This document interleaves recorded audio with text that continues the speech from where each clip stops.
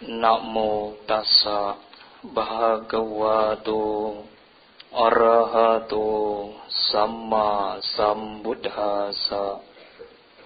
Namo tassa bhagavato arahato samma sambuddhassa.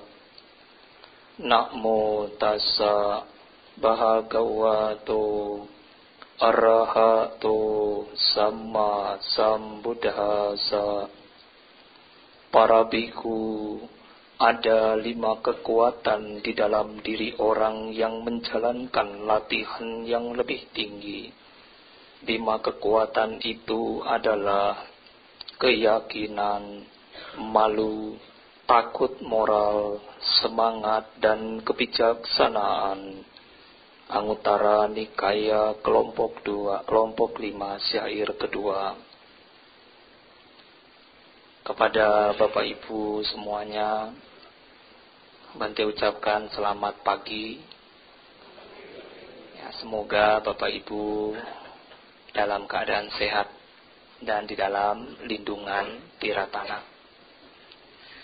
Bapak Ibu sekalian, tentu hari ini kondisinya masih hujan, tetapi semangatnya itu yang masih kuat untuk mau ke wihara.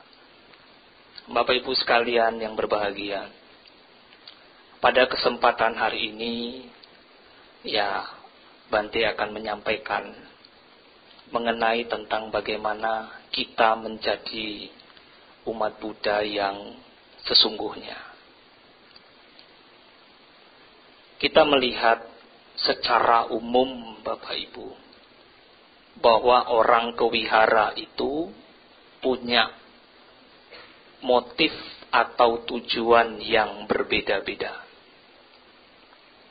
Ada yang umat Buddha yang sungguh-sungguh ingin belajar Dhamma, itu adalah umat Buddha yang aktif. Yang kedua, boleh kita katakan umat Buddha yang fleksibel. Kadang mau ya datang, kalau nggak mau ya nggak datang. Jadi antara mau dan tidak, itu fleksibel. Yang ketiga boleh saya katakan adalah umat Buddha yang pasif, yang tidak mau tahu dan tidak mau ke wihara. Nah, saya yakin Bapak Ibu sekalian yang di dalam Dhammasala maupun di luar Dhammasala adalah umat Buddha yang pertama. Umat Buddha yang aktif, meskipun hujan, nggak ada alasan Bante, saya harus ke wihara. Kalau nggak ke wihara itu rasanya batinnya nggak plong. Nah, tentu Bapak Ibu sekalian, inilah apresiasi terhadap diri kita masing-masing. Karena kita masih peduli untuk belajar Dhamma. Nah, sekarang yang menjadi topik pembahasan Dhamma Desana kita, ini yang ketiga. Bagaimanakah dengan umat Buddha yang pasif? Umat Buddha yang bersifat kita katakan tradisi, turun-temurun. Yang mungkin ke wihara, ya di wihara mana saja, Bante tidak katakan di wihara sini. Di mana saja. Kita pernah melihat, pernah menemukan, datang ke wihara hanya bawa dupa atau hyo, tung-tung cep. Setelah itu pulang Bante. Nggak tahu apa yang diomong. Jadi hanya bakar dupa, ya di depan altar Sang Buddha itu hanya nggak tahu komat kamit ngomong apa. Ternyata didengar sama yang sebelahnya, minta dengan Sang Buddha. Buddha, berikanlah saya umur panjang, rezeki, jodoh, keselamatan, dan lain sebagainya.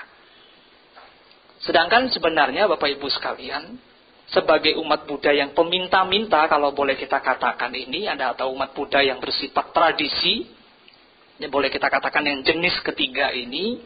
Karena apa mereka melakukan itu? Karena tidak tahu.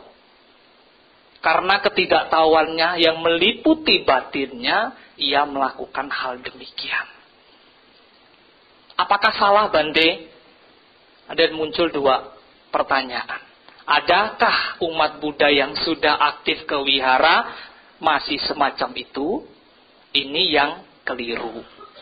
Sudah belajar Dhamma tapi suka minta-minta. Ada lagi yang kedua, apakah memang benar-benar tidak ke wihara? Wajar meminta-minta karena tidak tahu. Terus bagaimana kita yang mengerti Dhamma, Bante? Kitalah sebagai kalyana mita yang meluruskan pandangannya. Meluruskan pandangannya bahwa meminta-minta itu tidak perlu. Nah, Bapak Ibu sekalian, karena ketidaktahuannya itulah mereka tidak bisa membedakan antara memuja dan meminta. Mereka menganggap dengan meminta-minta itu benar. Meminta itu ya memuja. Memuja itu memang harus meminta. Sehingga timbul perspektif pandangan yang keliru. Nah, tapi kalau kita mengatakan itu keliru. Tetapi kalau mereka mengatakan justru saya yang paling benar. Justru Anda yang ke wihara itu baca parita salah. Nggak dapat apa-apa. Harus minta baru dapat berkah. Muncul. Jadi semacam saling menyalahkan. Nah, Bapak Ibu sekalian yang berbahagia. Tentu kalau kita melihat, ya sudah, ini memang karena ketidaktahuan. Terus tugas kita memberi pandangan yang benar. Jadi tradisi meminta-minta itu adalah tradisi umat Buddha yang sifatnya keturunan yang memang mereka tidak aktif ke wihara.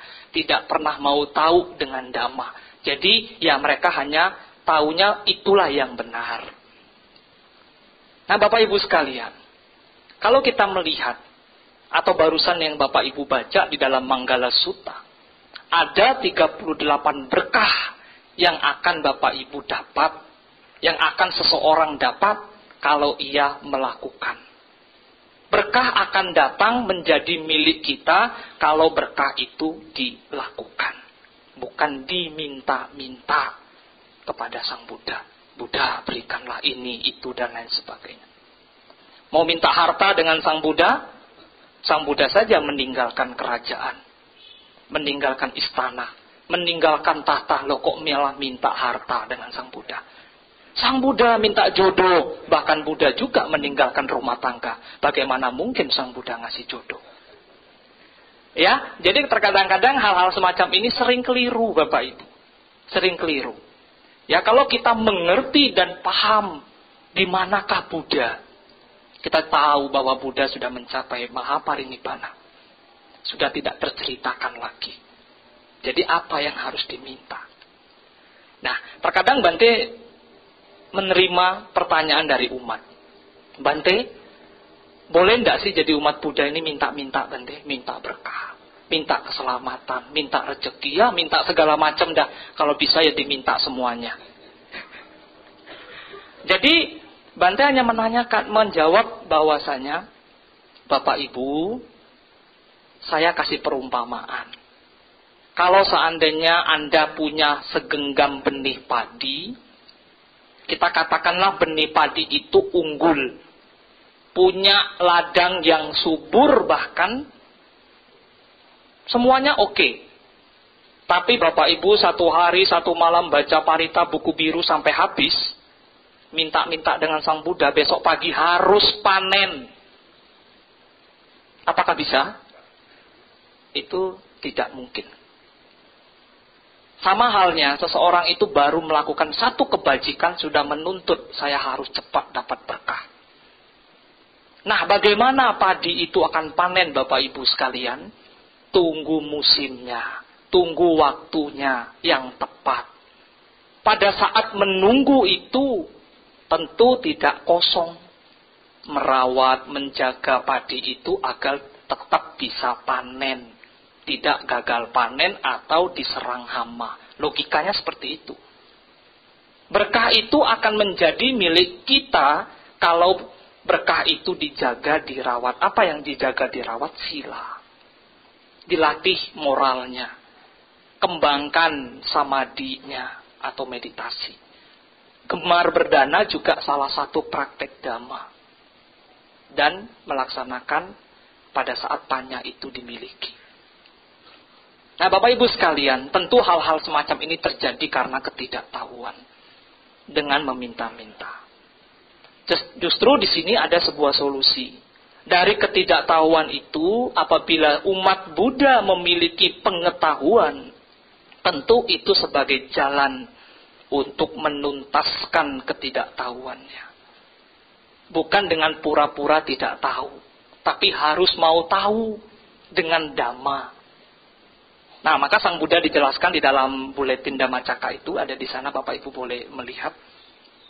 Sang Buddha menjelaskan di dalam Sanggarawa Sutta, di zaman Sang Buddha dahulu di India. Ada 3 kelompok kaum yang memegang sumber-sumber pengetahuan, yang menurut mereka benar, serta menunding, istilahnya menuduh atau menyepelekan sumber-sumber pengetahuan lainnya. Akulah yang paling benar, itu pengetahuan yang lain salah. Nah, itu yang pertama adalah kaum tradisionalis Anusawika. Memiliki 6 sumber pengetahuan yang dimana di dalam Kalama Sutta itu dijelaskan 10 sumber, 6 menjadi milik dari kaum tradisionalis Anusawika. Yang pertama apa sumber pengetahuannya? Anusaweya. Ya, yang pertama itu karena tradisi lokal. Karena pengaruh tradisi lokal, orang tidak butuh pengetahuan lain. Cukup percaya dengan tradisi lokal saja. Di mana saja Bapak Ibu. Di mana saja tempatnya itu punya tradisi lokal. Nah, mereka mengikuti tradisi lokal satu-satunya lah sumber pengetahuan yang akurat. Sedangkan yang lain tidak. Muncul lagi tradisi turun-temurun. Paramparaya. Jadi menganggap tradisi turun-temurun perlu dilestarikan, memang perlu. Tetapi dia menjadikan itu satu-satunya sebagai pengetahuan. Tidak ada pengetahuan lain. Tradisi turun-temurun yang itu yang paling benar. Yang ketiga, muncul kalau tradisi tidak dijalankan, ayo nanti ada kutukan. Ditakut-takuti. Kabar burung muncul. Ya, itikara. Kabar burung muncul. Ya. Terus dari kabar burung itu muncul lagi ada perspektif tentang kitab suci. Pitaka Sampadaya. Jadi menurut kata kitab itu kalau tidak sesuai, bagaimana? Wah, salah itu. Harus sesuai dengan kitab suci. Itu sumber satu-satunya yang paling akurat itu percaya. Pokoknya percaya sama kitab. Pokoknya jangan melenceng dari kitab. Sedangkan di dalam Kalama Sutta kan Sang Buddha menekankan pembuktian. Ayo kita buktikan kebenarannya. Nah, itu dikatakan sebagai pembuktian. Orang yang dianggap baik, bawaya rupataya. Yang keenam ada samano no garu. Guru yang dihormati. Jadi kalau guru ngomong apa, ikuti. Ada orang yang baik ngomong, ikuti. Itu sumber pengetahuan. Bagi kaum tradisionalis. Yang kedua, kaum rasionalis Bapak Ibu. Ya. Takawimangsi. Jadi dengan menganggap bahwa dengan berlogika itu benar. Hanya berlogika saja itu pengetahuan. Takahetu. Yang kedua dengan orang yang bisa berkesimpulan dianggap itu pengetahuan. Nayahetu. Dan ada juga yang sesuatu yang sudah direnungkan. Akara pariwita kena. Dan yang terakhir adalah sesuatu yang sudah diputuskan, disetujui. Ya, titik jana kantiya. Nah, jadi dari 10 sumber pengetahuan itu, dari 2 kelompok itu, saling membenarkan diri. Saya yang paling benar. Kaum rasionalis itu salah. Kaum rasionalis bilang, kaum tradisionalis itu salah. Rasionalis itu yang benar. Muncul kaum yang ketiga, kaum empiris. Dengan menganggap dengan pengalaman diri itu pengetahuan yang sebenarnya. Pengalaman diri apa yang dimaksud di sana Bapak Ibu? Menyiksa diri. Nah, kalau Bapak Ibu pernah ke India, melihatlah mereka-mereka itu pertapa-pertapa yang masih meneruskan tradisi rasionalis, tradisi kaum tradisionalis, kaum rasionalis, apapun kaum empiris. Berendam di Sungai Gangga, itu dianggap suci. Nah, muncul lagi pengetahuan itu pengetahuan katanya. Tapi Sang Buddha mengkritik Bapak Ibu di dalam Cangki Sutta dan Sandaka Sutta, bahwasanya dari kedua kaum itu tidaklah bijak kalau mereka mengatakan punya sumber pengetahuan yang saya miliki itu benar, sedangkan yang lain salah. Nah, itu Bapak Ibu sekalian. Sang Buddha mengatakan dua-duanya itu tidak menembus Dhamma. Yang bisa menembus Dhamma hanya memiliki pengetahuan yang bukan bersifat duniawi saja, tapi pengetahuan di luar duniawi, pencapaian nyana, pengetahuan Dhamma. Nah, Bapak Ibu sekalian, tentu hal-hal semacam ini, pengetahuan yang sudah kita kupas di poin yang kedua, kita sudah mengetahui bahwa tradisi semata itu bukan jaminan menjadi pengetahuan. Tapi bukan juga tradisi itu dihilangkan atau dihapus. Wah, ini menjadi orang yang fanatik nanti. Saya belajar Dhamma, Bante, saya tidak mau menjalankan tradisi. Bukan. Tradisi silakan saja Bapak Ibu, karena itu haknya masing-masing. Tetapi yang Bante tekankan di sini, harus punya pengetahuan, punya pemahaman, punya pengertian apa yang dilakukan itu benar-benar dilakukan. Memuja yang pertama di sini Bapak Ibu, di dalam kata dasarnya puja di dalam kamus Pali itu dikatakan menghormat. Menghormat yang pertama itu berupa, yang pertama adalah amisa puja. Amisa puja itu yang Bapak Ibu sering bawa ke wihara. Dupa, bunga, lilin, buah-buahan, air, itu persembahan. Amisa puja. Itu boleh dibawa, boleh dipersembahkan, tidak ada yang melarang. Cuman yang paling penting punya pengertian. Apa itu dupa? Dupa untuk ngusir nyamuk, Bante. Nah, dupa untuk memuja saja, Bante. Bukan, dupa itu memiliki arti. Dupa itu melambangkan harum. Harumnya kebajikan saya ini harus seperti dupa yang bisa menyebar ke segala penjuru, dinikmati oleh semua makhluk atas kebajikan yang saya miliki. Itu di situ harus ada pengertian. Punya bunga, mempersembahkan bunga. Oh, kita tahu artinya apa. Bunga ini melambangkan ketidakkekalan.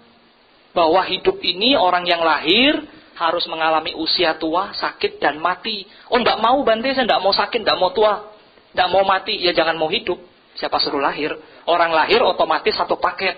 Harus sakit, harus tua, harus mati. Itu satu paket. Sang Buddha menjelaskan itu di dalam Anguttara Nikaya. 3 utusan agung. Ya kalau enggak mau sakit, enggak mau tua, enggak mau mati, hanya minta-minta biar umurnya panjang, tapi tidak pernah melakukan kebajikan, wah repot. Ya, jadi hidup ini ya harus mengerti dan memahami sesungguhnya hakikat kehidupan. Terus mempersembahkan lilin Bapak Ibu atau pelita, itu harus tahu juga maknanya apa. Maknanya adalah sebagai penerang di kegelapan. Batin yang gelap kita tuntun keluar dari kegelapan itu dengan pengetahuan. Pengetahuan Dhamma, pemahaman Dhamma, sehingga kita bisa keluar ke jalan yang terang. Dari ketidaktahuan tadi keluar menjadi tahu karena mau belajar. Nah, itulah Bapak Ibu, kita melihat sarana-sarana puja di altar itu yang paling penting kita punya dulu pengetahuan. Tahu dulu apa maksudnya. Nah, nanti pada saat bakar hyo, Bante, bakar dupa, apa yang harus saya omong? Kalau tidak boleh minta-minta, saya jadi ngomong apa? Diam aja, meditasi pegang dupa gitu. Tidak. Bapak Ibu sekalian, kalau Bapak Ibu itu pegang dupa, pegang hyo di depan Sang Buddha, ngomong apa sih? Semoga dengan jasa kebajikan yang saya lakukan ini terlimpah kepada semua makhluk. Semoga semua makhluk berbahagia.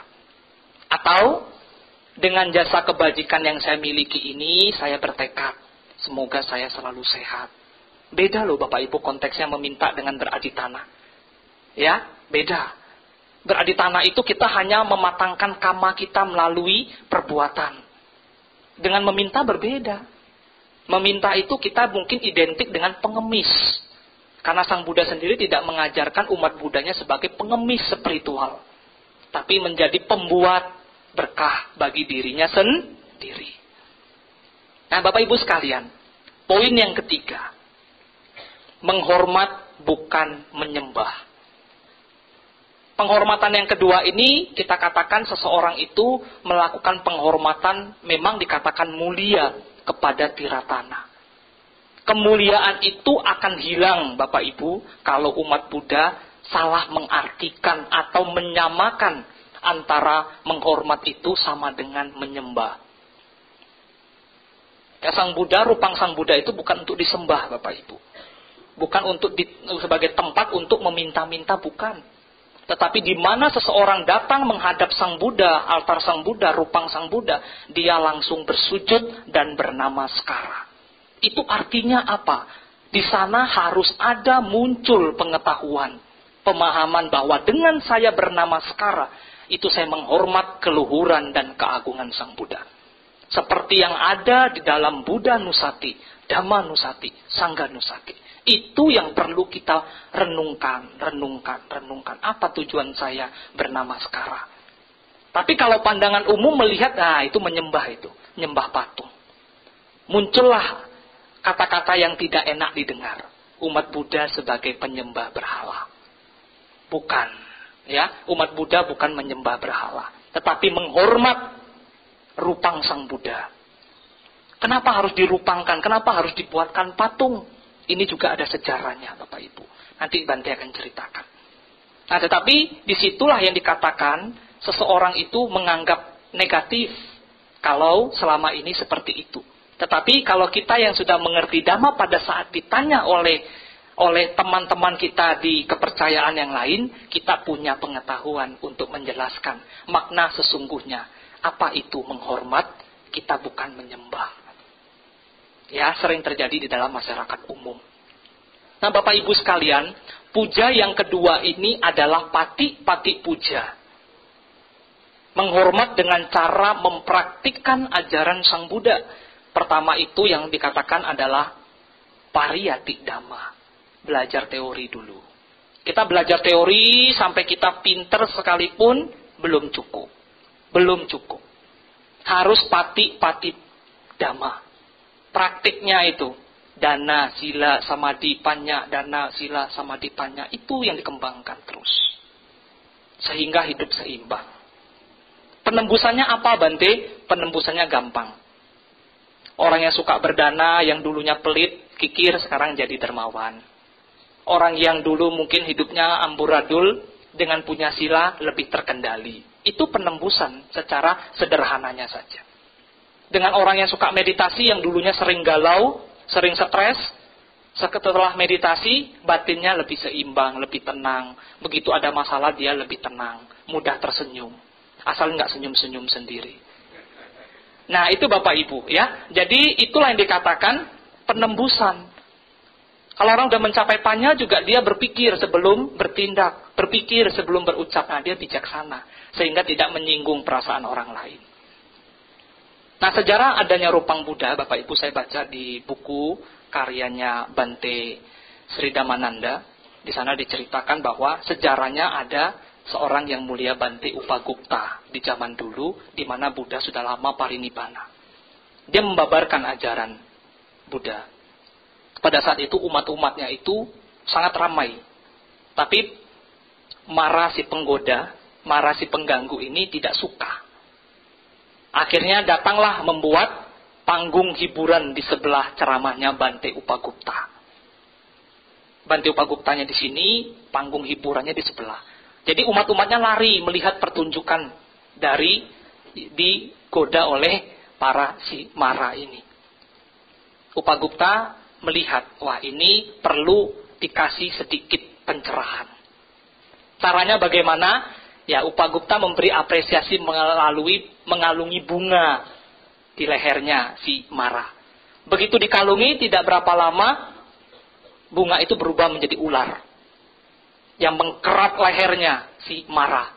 Wah, dengan kesakitan si Mara ini lari ke Dewa Saka minta pertolongan. Dewa Saka tidak sanggup. Suruh pergi ke alam Brahma. Pergi ke alam Brahma, minta dilepaskan. Alam Brahma bilang apa? Kembali ke Bante Upagupta. Dia yang hanya satu-satunya bisa melepaskan. Datanglah ke Bante Upagupta, minta ampun. Tapi ada syarat, kata Bante Upagupta. 2 syaratnya. Yang pertama, mulai ke depannya, kamu tidak boleh mengganggu mereka yang menjalankan Dhamma. Yang kedua, tolong kamu berikan gambaran bagaimana sih Buddha Gotama itu. Saya belum pernah berjumpa, saya belum pernah melihat. Coba kamu gambarkan atau kamu tunjukkan. Boleh, Bante, tapi saya minta satu syarat. Pada saat saya merubah diri saya menjadi Sang Buddha, kamu, Bante, tidak boleh beranjali ataupun bernamaskara. Karena aku tidak seagung Sang Buddha. Baik, dengan kesaktiannya si Mara merubah wujudnya. Merubah wujud, karena tergugah batinnya si Bante Upagupta ini, dia lupa. Dia beranjali dan bernamaskara, dan Mara itu marah dan berubah dan hilang. Nah, jadi dari kesimpulan cerita itu yang Bante baca, sebagai kesimpulan, nah itulah sejarahnya ada Rupang Buddha, bahwa itu sudah menggambarkan. Dengan adanya gambar Sang Buddha, Rupang Sang Buddha itu sebenarnya memberikan inspirasi bagi kita untuk menghormat kepada Sang Buddha. Bukan tempat meminta-minta. Dan yang terakhir, poin yang terakhir Bapak Ibu, ya, berbakti bukanlah pasrah. Kita berbakti itu bagaimana Bante caranya? Walaupun Sang Buddha sudah lama parinibbana, tetapi kita berbakti melalui praktik Dhamma. Kita menjalankan Dhamma yang Sang Buddha tinggalkan ajarannya, itulah yang kita lestarikan, itulah yang kita jalankan. Bukan menjadi umat Buddha yang neko-neko, belajarnya yang kemana-mana. Ya sesuai dengan Dhamma yang Sang Buddha tinggalkan. Di dalam Mahaparinibbana Sutta, Buddha juga menjelaskan, setelah aku nanti tidak ada, maka jadikanlah Dhamma Winaya ini sebagai pengganti saya. Kepada para biku disampaikan itu. Nah tentu kita sebagai umat Buddha juga jadikanlah sila itu sebagai pedoman hidup kita. Nah jadi Bapak Ibu, mari terus melatih diri dengan baik, dengan sempurna. Jadilah umat Buddha yang sungguh-sungguh. Menjadilah umat Buddha yang benar-benar aktif, tidak pasif. Apalagi menjadi umat Buddha yang bohong-bohongan. Jadilah umat Buddha yang benar-benar, tidak hanya sekedar identitas kita sebagai umat Buddha, tapi jadilah umat Buddha yang sesungguhnya. Jadilah umat Buddha yang benar, ya, mengetahui bahwa hidup ini kita tidak meminta, tetapi kita memuja, menghormat dengan pengetahuan, pemahaman yang sesungguhnya. Ya, semoga Bapak Ibu selalu bahagia, maju di dalam Dhamma. Semoga Bapak Ibu dan semoga semua makhluk berbahagia. Sabe sata bawantu sukitata.